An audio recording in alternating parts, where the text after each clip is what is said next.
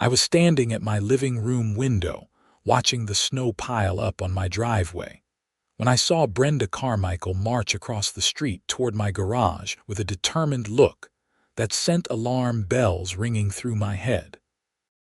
The storm was predicted to dump 2 feet of snow on our little neighborhood in Davenport, Iowa, and I had just finished checking that my snowblower was gassed up and ready to go for the inevitable cleanup tomorrow morning.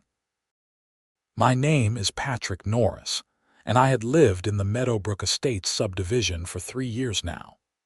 It was a decent enough place, with neat lawns and well-maintained homes, but there was one massive problem that made my life significantly more complicated than it needed to be. That problem wore a fleece vest over a turtleneck in every season and had appointed herself president of the Homeowners Association without a proper election. That problem was Brenda. I watched as she tried my side garage door, found it locked, then cupped her hands against the window to peer inside. My jaw dropped. Was she seriously trying to break into my garage during a blizzard? I threw open my front door and stepped onto the porch, immediately regretting not grabbing my coat as the wind whipped snow into my face. "Brenda, what are you doing?" She turned to face me with that expression I had come to know too well. The one that said she was about to justify something completely unreasonable with HOA regulations that probably did not even exist. "Patrick, I need to borrow your snowblower." "Borrow my snowblower? In the middle of a storm?" She walked toward me, clutching her clipboard against her chest. Even in near whiteout conditions, Brenda had her clipboard. "My snowblower quit working yesterday, and the repair shop cannot get parts until next week. The HOA regulations clearly state that all driveways must be cleared within 24 hours of snowfall cessation. As president of the HOA, I need to set an example." "That's great, Brenda, but the answer is no. I need my snowblower for my own driveway." I crossed my arms, shivering in my flannel shirt, her eyes narrowed. "This is a community, Patrick. We help each other out. Besides, you are single and work from home.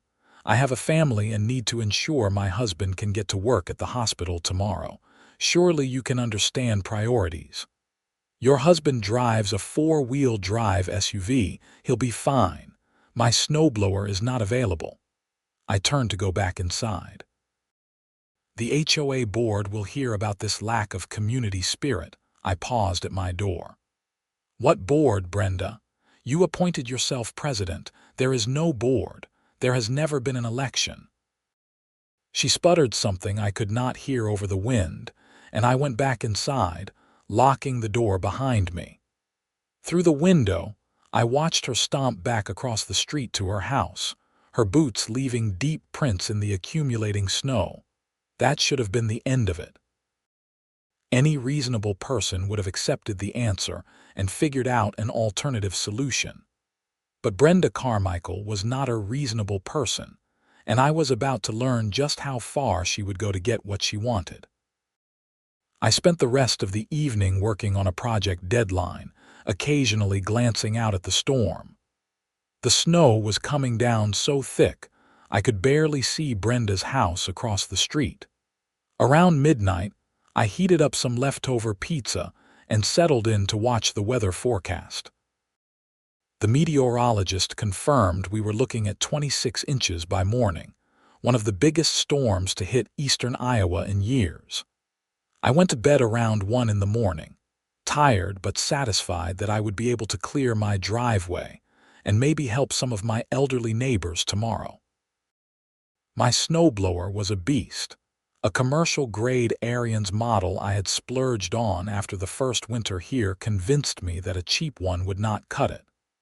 I had paid nearly $2,000 for that machine, and I maintained it religiously. The wind howled through the night, rattling my windows and piling snow against the house.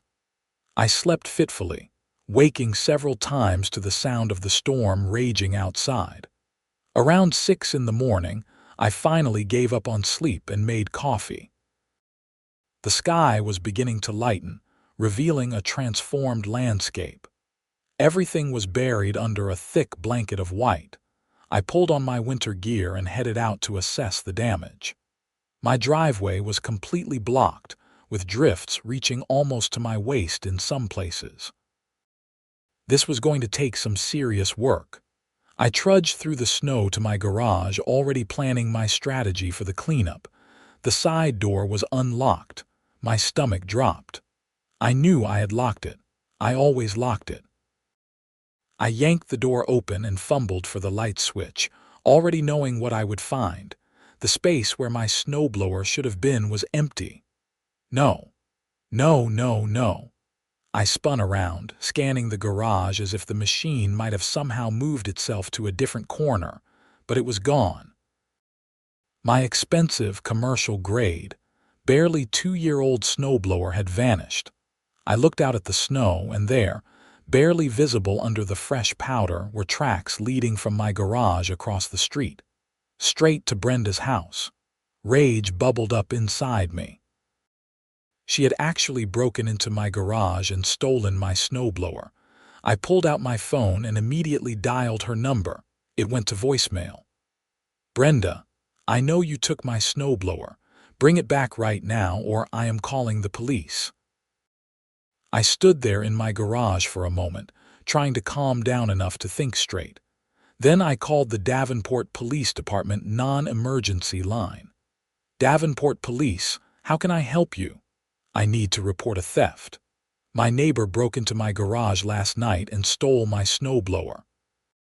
The dispatcher took my information and told me an officer would be out as soon as possible, but with the storm conditions, it might be a few hours. Every available unit was dealing with accidents and emergencies. I gave her my address and a description of the snowblower, along with the serial number I had recorded in my files. After hanging up, I tried Brenda's number again. Still voicemail. I looked across the street at her house. Her driveway was partially cleared, the work obviously abandoned halfway through. I could not see my snowblower anywhere, but I knew it had to be there. Fine. If she wanted to play it this way, I would go over there myself. I waded through the deep snow, following the partially filled tracks from last night. The wind had died down, but it was still snowing lightly, and the temperature was brutally cold. By the time I reached Brenda's front door, my legs were aching from the effort of walking through the drifts.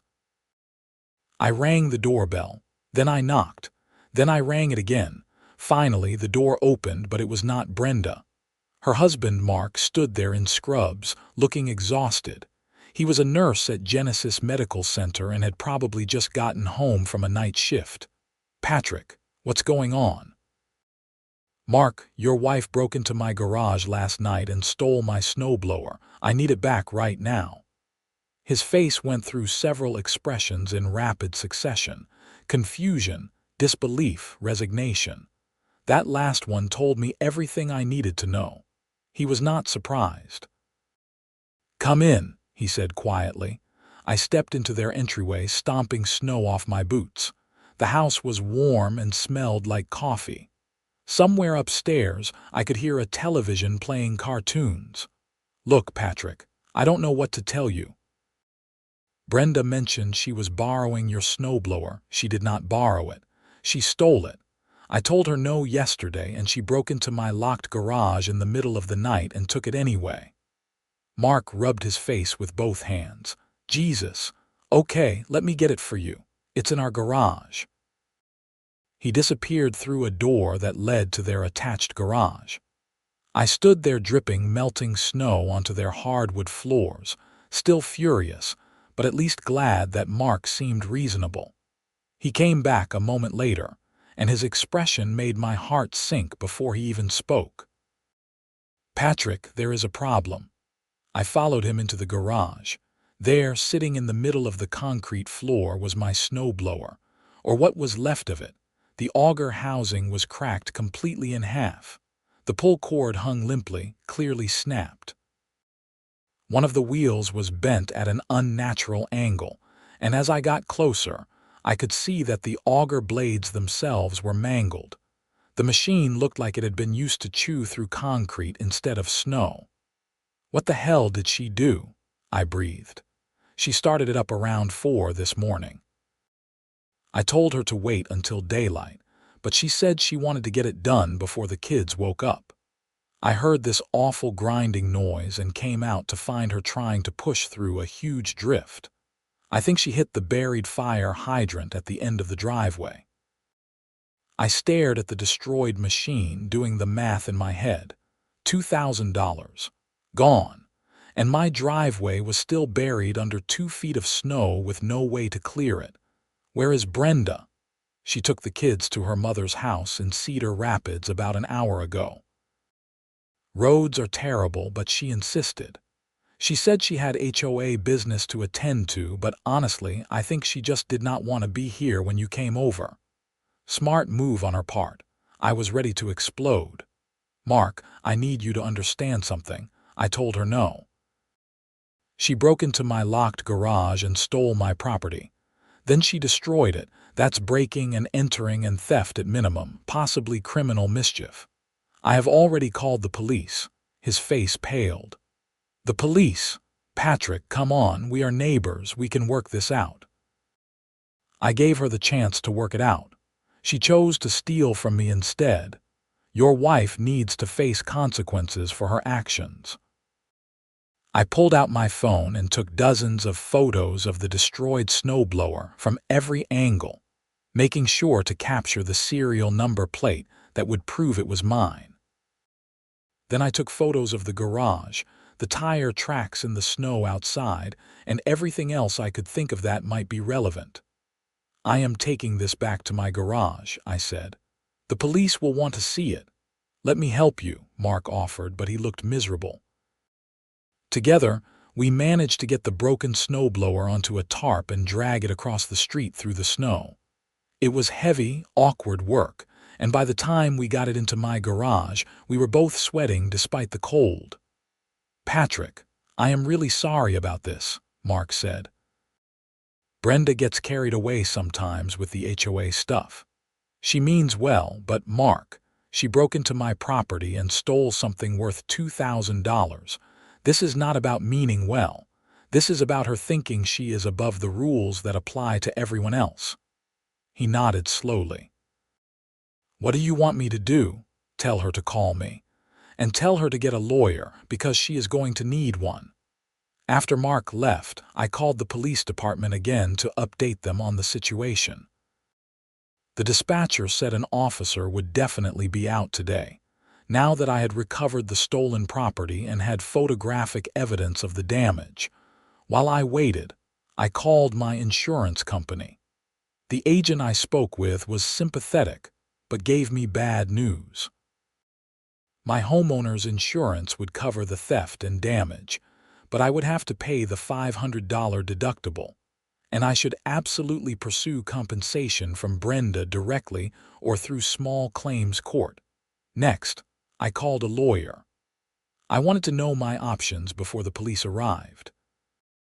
The attorney I reached, Sarah Whitmore, agreed to a phone consultation. I explained the situation while she listened without interrupting. "Okay," she said when I finished. "Here is what you are looking at: breaking and entering, theft in the 3rd degree based on the value, and criminal mischief. All of those are misdemeanors, but they are serious. The police will investigate, and if they find sufficient evidence, they will refer it to the county attorney for potential charges. Separately, you can sue her in small claims court for the value of the snowblower. Given what you have described, you have a very strong case. What about the HOA angle? She keeps claiming she has authority to do things like this because she is president." Sarah laughed. "HOA president is not a license to commit crimes. Even if your HOA had bylaws that somehow allowed her to requisition equipment, which would be insane, she would still need your consent. And the fact that she broke into your locked garage proves she knew you had not given consent. No, She has absolutely no legal ground to stand on here.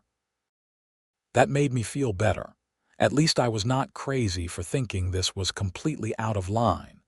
The police officer arrived around 2 in the afternoon. Officer Ramirez was a middle-aged man with a patient demeanor that suggested he had seen everything at least twice. I walked him through the timeline, showed him the broken snowblower, and provided the photos I had taken at Brenda's house. "And she admitted to your neighbor that his wife took it?" Officer Ramirez asked, scribbling notes. Mark knew she had it. He helped me recover it. He said she took it around 4 this morning and destroyed it when she hit their fire hydrant. Where is Mrs. Carmichael now? According to Mark, she drove to Cedar Rapids to her mother's house. Officer Ramirez nodded. Okay, I am going to need to speak with her and with her husband. I will also need to document the damage and the point of entry to your garage. Can you show me where she got in? I showed him the side door to my garage. The lock was intact, but when we examined it closely, we found small scratches around the keyhole that had not been there before. Looks like she picked it, Officer Ramirez said. Or maybe she had a key. She definitely did not have a key. I am the only one with keys to my house. Did you ever give her access to your garage for any reason? Even once, I thought back. Last summer, she wanted to inspect everyone's garbage bins to make sure they met HOA standards. I refused to let her in. That was the only time she ever asked. Officer Ramirez took more photos and notes. Then he went across the street to interview Mark. I watched from my window as they talked on the Carmichael's front porch for about 15 minutes. Mark went inside and came back with something, showed it to the officer, and they talked some more. When Officer Ramirez came back, he had a serious expression. "Mr. Norris, I am going to be filing a report for theft in the 3rd degree and criminal mischief. The county attorney will review it and decide whether to file charges. In the meantime, I strongly suggest you and Mrs. Carmichael avoid contact with each other. Do you have any concerns about retaliation or your safety? I do not think she is dangerous, if that is what you mean, but she is vindictive. She has been sending me HOA violation notices for ridiculous things ever since I moved in." "You have copies of those?" I did. I had been keeping them in a file folder, initially just because I thought they were absurd, but now I was glad I had documentation. I brought the folder to Officer Ramirez, and he flipped through it, his eyebrows rising higher with each page. Notice of violation for grass being 3 inches tall instead of 2.5. Warning about your mailbox post being the wrong shade of black. Citation for parking your car on the street overnight. He looked up at me. This is harassment. That is what I have been trying to tell people, but nobody wants to stand up to her because they are afraid she will target them next. Well, this gives additional context to today's incident. It suggests a pattern of behavior. I will include this in my report. He handed the folder back to me. Make copies and keep them somewhere safe.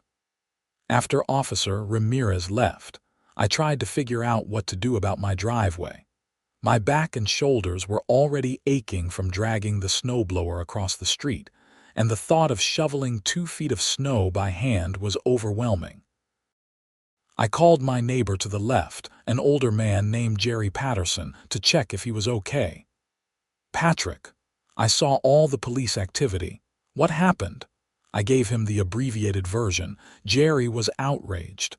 "That woman is out of control. Last month she threatened to fine me because my Christmas lights were not the approved white color.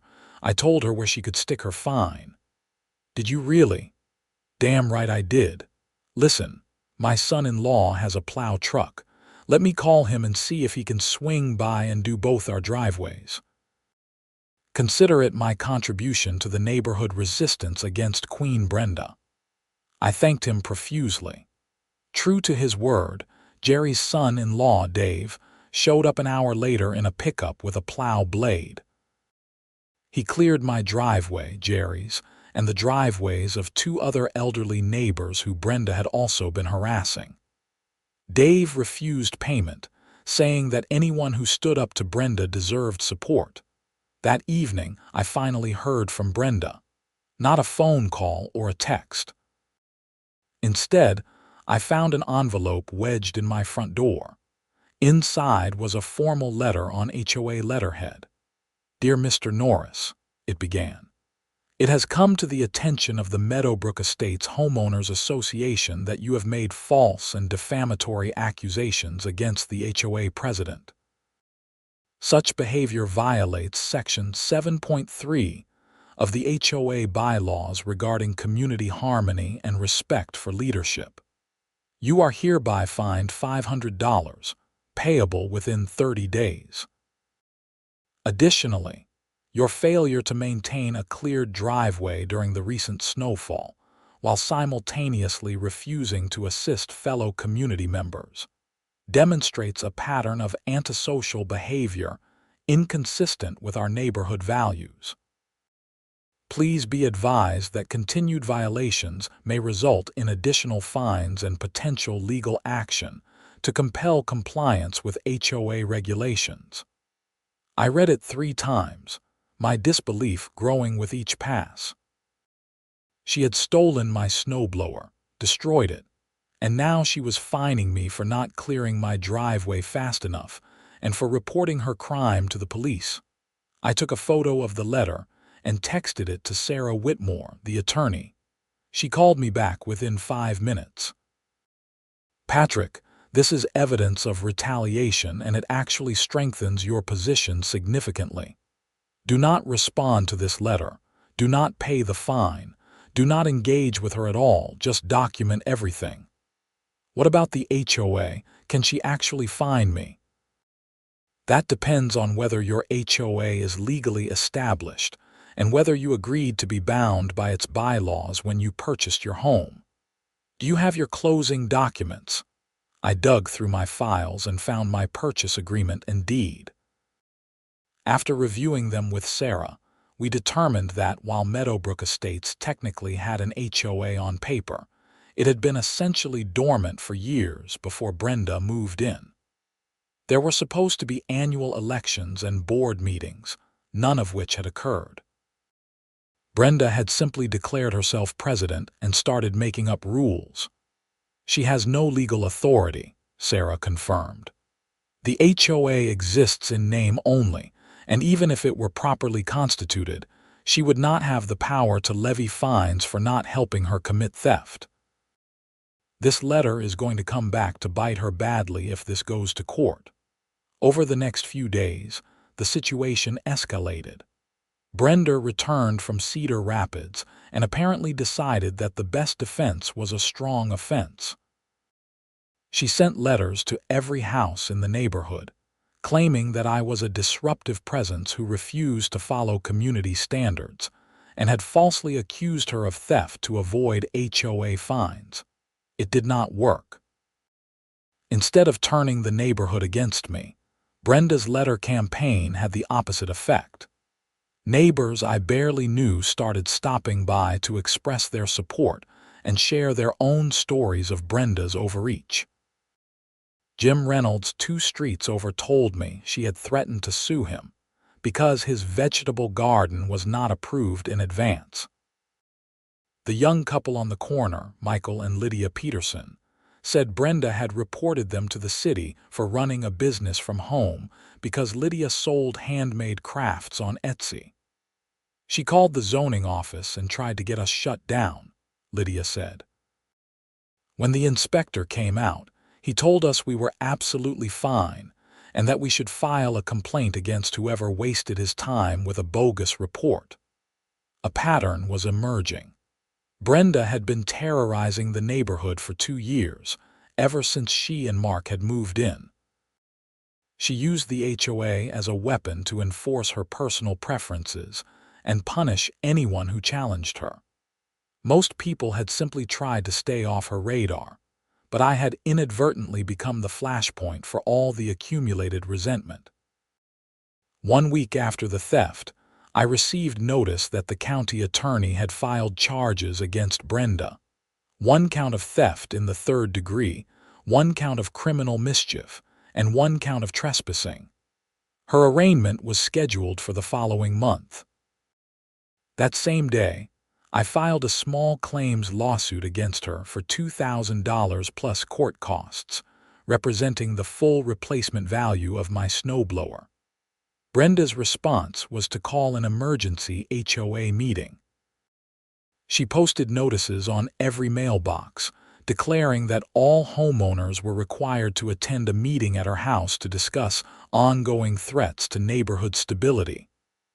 I did not plan to go, but Jerry convinced me otherwise. "We should pack the place," he said.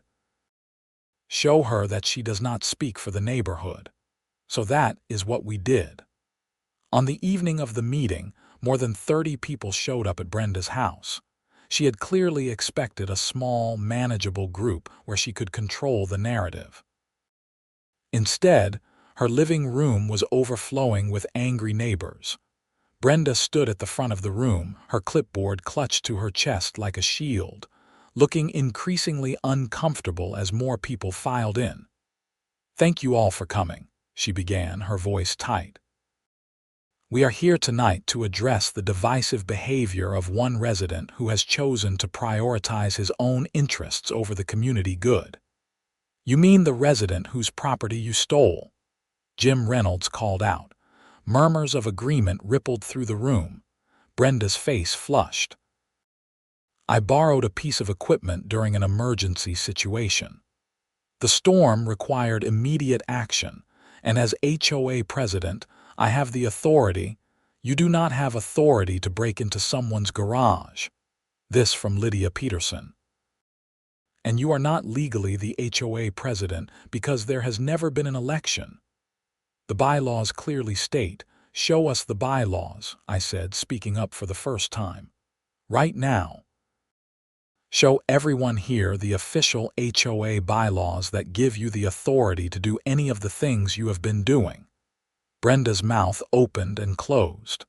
"I do not have to justify myself to you. You are facing criminal charges for defamation." "No, you are facing criminal charges for theft," I interrupted.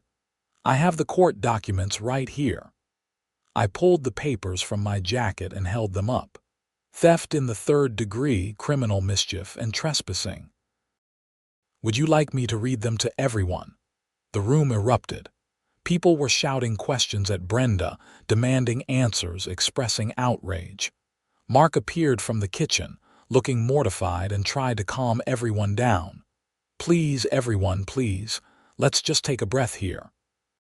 But the damage was done. Jerry stood up and called for order. When the room quieted enough, he addressed the group. "It is clear that this HOA has been operating without proper authority. Brenda appointed herself president without an election, which means she has no legal standing to fine anyone or enforce any rules. I move that we hold a proper election right now for a new HOA board." "Seconded," came from at least 5 people simultaneously. Brenda tried to object, but she was shouted down. Within an hour, we had held an impromptu election. Jerry was voted in as president, Michael Peterson as treasurer, and a retired school teacher named Dorothy Fletcher as secretary. Brenda was not even nominated. The new board's first official act was to vote unanimously to dissolve all fines and violations issued under Brenda's self-appointed tenure. The second act was to declare that the HOA would return to its original purpose, maintaining common areas and organizing neighborhood events, not policing individual homeowners. Brenda and Mark left the room before the vote was even finished. As people filed out, many stopped to shake my hand or pat me on the back. I had not intended to become the face of a neighborhood rebellion, but apparently that is exactly what had happened. The criminal case moved slowly through the system. Brenda hired a lawyer who tried to argue that the whole thing was a misunderstanding between neighbors, but the evidence was too clear. The broken lock, the photos, Mark's statement confirming she had taken the snowblower without permission, the destroyed equipment, all of it painted an unambiguous picture. Her lawyer tried to negotiate a plea deal, but the county attorney was not feeling generous. Property crime was taken seriously, especially when combined with the evidence of harassment I had provided. The small claims case was actually resolved first. In Iowa, small claims court moves relatively quickly, and mine was scheduled for early March. I showed up with my documentation, receipts for the snowblower purchase, photos of the damage, the police report, and a written estimate from a repair shop stating the machine was a total loss. Brenda showed up with her lawyer and a large binder full of printed HOA regulations. She claimed gave her the authority to requisition neighborhood equipment during emergencies. The judge, a no-nonsense woman named Barbara Henderson, listened to Brenda's argument for about 2 minutes before cutting her off. Mrs.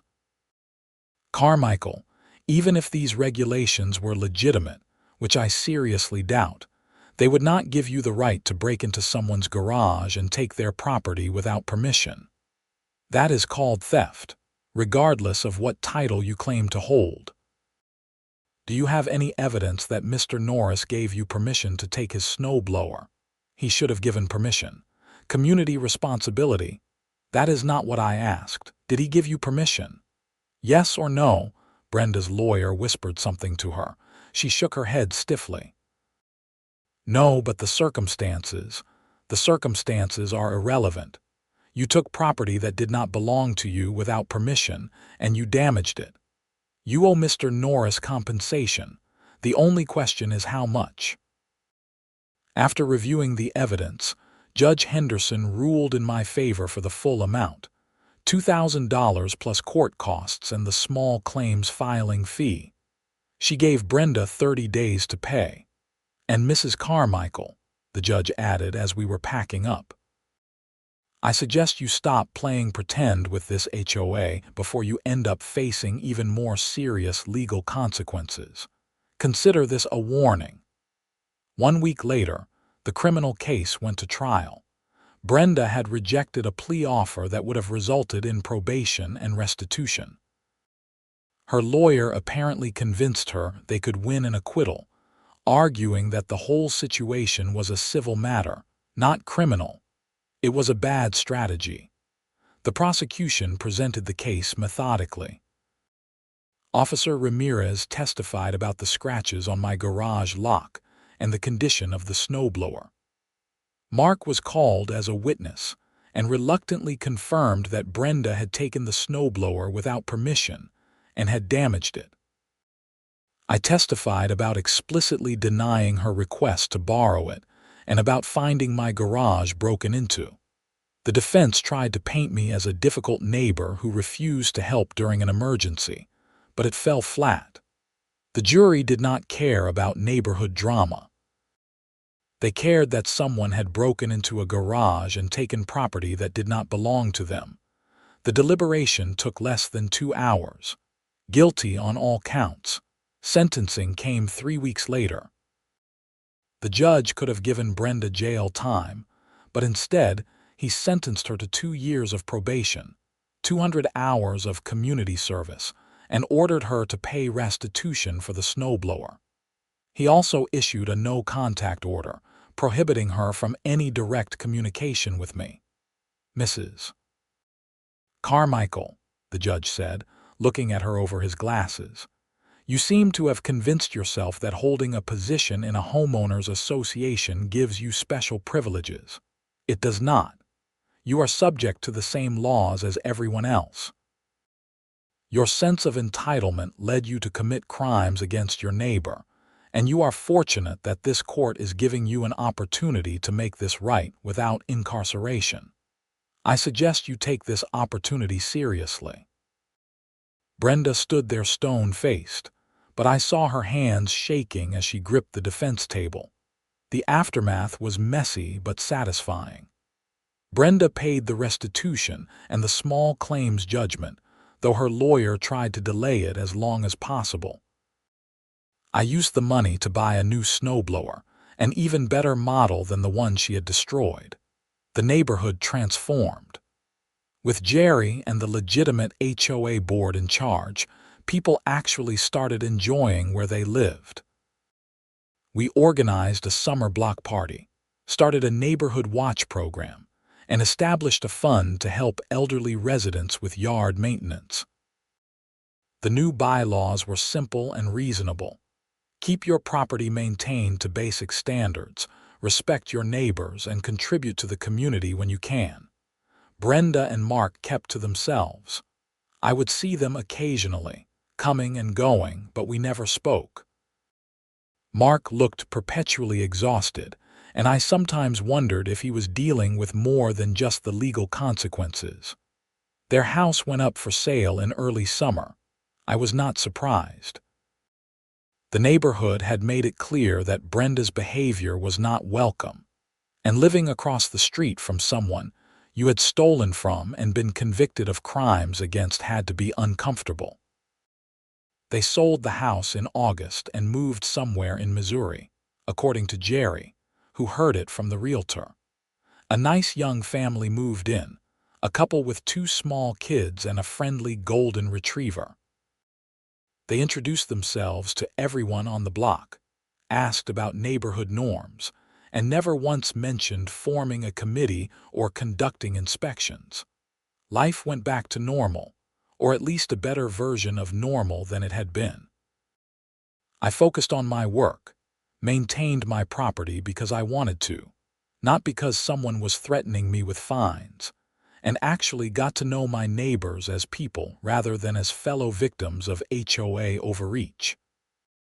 Jerry told me that several people in the neighborhood had started calling me the guy who took down Brenda, which was both flattering and embarrassing. I had not set out to take anyone down. I had just wanted to keep my snowblower and be left alone. But I had learned an important lesson about standing up for yourself. Brenda had gotten away with her behavior for so long because people were afraid of becoming her target. Once someone finally said no and backed it up with action, her whole facade of authority crumbled. She had no real power. She never did. She just had a loud voice and a willingness to bully people who wanted to avoid conflict. The following winter, when the first big snowstorm hit Davenport, I was ready. My new snowblower started on the first pull, and I cleared my driveway efficiently and without drama. Then I cleared Jerry's driveway and Dorothy's and the young families who had moved into Brenda's old house.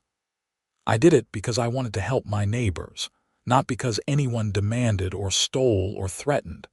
As I was finishing up, Jerry came out with 2 mugs of hot chocolate. We stood in his driveway, warming our hands on the mugs and watching the snow fall. "You know," Jerry said, "this is what a neighborhood is supposed to feel like. People helping each other because they want to, not because some tyrant with a clipboard says they have to." I nodded.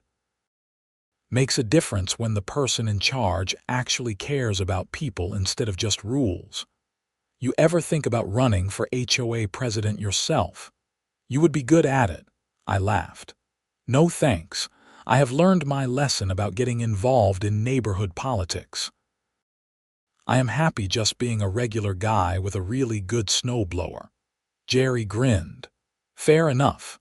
But if we ever need someone to stand up to the next wannabe dictator, we know who to call. We clinked our mugs together and stood there in the falling snow, comfortable in the silence that comes from surviving something difficult together. My snowblower sat in my garage, exactly where it belonged, ready for the next storm. And if there was one thing I had learned from the whole ordeal, it was this. Sometimes the most radical thing you can do is simply refuse to be pushed around.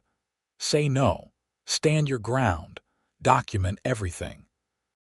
And trust that when you are in the right, the system will eventually work, even if it takes time and effort.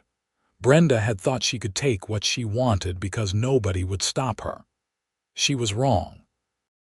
And now, she was living somewhere in Missouri, hopefully having learned that being a decent human being matters more than enforcing arbitrary rules.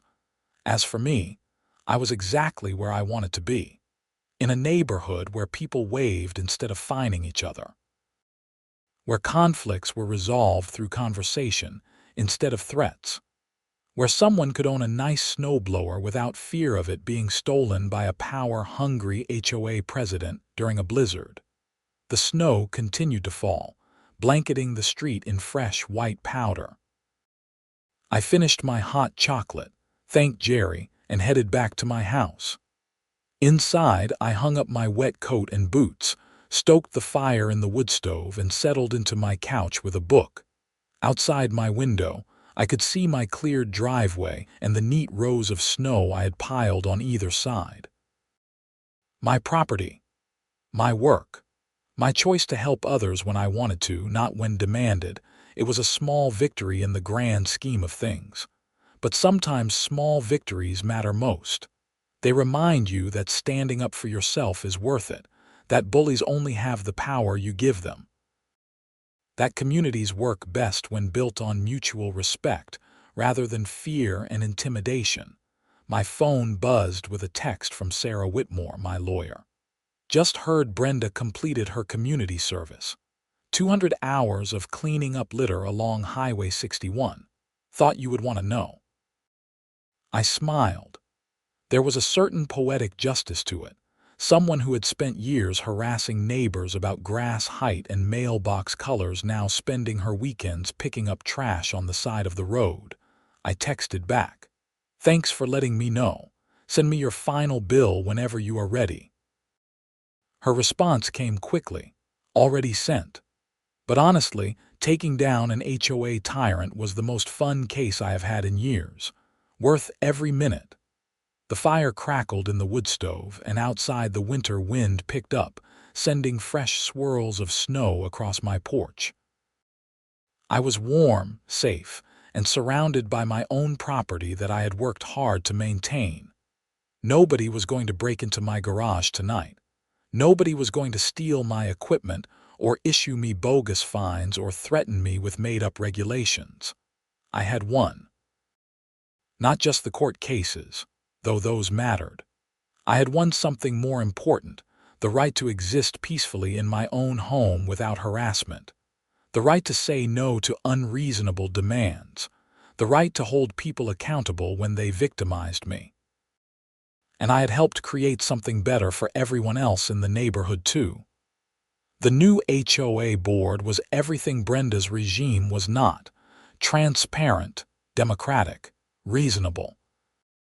People actually attended meetings now because they were productive instead of being lectures about someone's personal crusade. Dorothy had started a neighborhood newsletter that focused on celebrating good things. New babies, graduations, people who volunteered to help others. It was a stark contrast to the violation notices that used to show up in mailboxes. Michael Peterson had organized the finances and discovered that, under Brenda's management, HOA dues had been going into an account that only she controlled. The new board had transferred everything to a proper account, with multiple signatories required for any withdrawal. They were looking into whether Brenda had misappropriated any funds, but so far, the money seemed to be accounted for. She had just liked having control. That was what it always came down to with people like Brenda. Control, power, the ability to make others bend to her will. She had found a mechanism, the HOA presidency, that gave her a veneer of legitimacy for her bullying, and she had used it ruthlessly until someone finally stopped her. I thought about Mark sometimes and wondered how he was doing. He had seemed like a decent guy caught in an impossible situation. Standing by while your spouse commits crimes against neighbors had to create some serious cognitive dissonance. I hoped he was okay and that maybe getting away from Meadowbrook Estates would give them both a chance to reset, but mostly I tried not to think about them at all. They were gone. That chapter was over. The neighborhood had moved on. I had moved on too in ways I had not expected. Before the whole snowblower incident, I had been fairly isolated. I worked from home as a software developer, kept to myself, did not get involved in neighborhood activities. Now, I knew everyone on my block and several streets over. I had friends, real friends, who looked out for me and let me look out for them. Jerry and I had gotten into the habit of meeting for coffee every Saturday morning at the diner on Brady Street. We would talk about everything and nothing. Sports, politics, our families, the ridiculous things people did. He had become something like a father figure, offering advice without being pushy, listening without judging. Dorothy had recruited me to help with the neighborhood newsletter, handling the technical side of getting it formatted and distributed electronically. It was not much work, but it kept me connected to what was happening around me. Even the young couple with the golden retriever, Aaron and Gina, had become friends. Their kids would come over sometimes to play in my yard, which was bigger than theirs. I had bought a cheap plastic slide at a garage sale just for them. Their dog, Max, had decided I was his second favorite person and would bound over whenever he saw me outside. My life was richer now, fuller, better, and I had Brenda to thank for it in the most ironic way possible. If she had not pushed so hard, had not made such an obvious and egregious violation of the law, I might have continued keeping my head down and avoiding connection.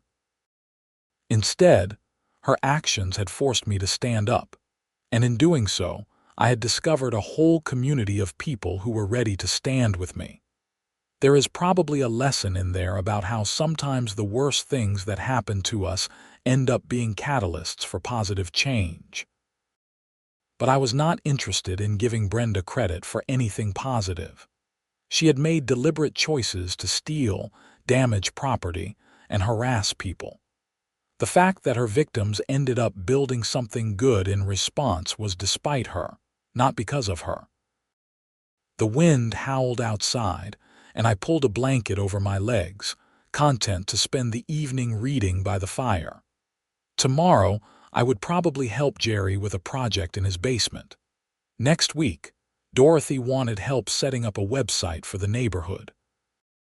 Life had a rhythm now, a sense of purpose beyond just work and basic maintenance. I was exactly where I needed to be. In a home I loved, in a neighborhood that had become a true community, with people I cared about and who cared about me. My snowblower was in my garage, my driveway was clear, and nobody was breaking any laws or issuing any bogus fines. Sometimes that is all you need. Basic peace, basic respect, basic decency from the people around you. It is not much to ask for. But as I had learned the hard way, it is something worth fighting for when someone tries to take it away. The fire crackled, the snow fell, and I turned the page of my book, completely at ease in the home I had worked hard to defend. Justice had been served. Lessons had been learned. And life, finally, was exactly as calm and boring as it should be, which was perfect.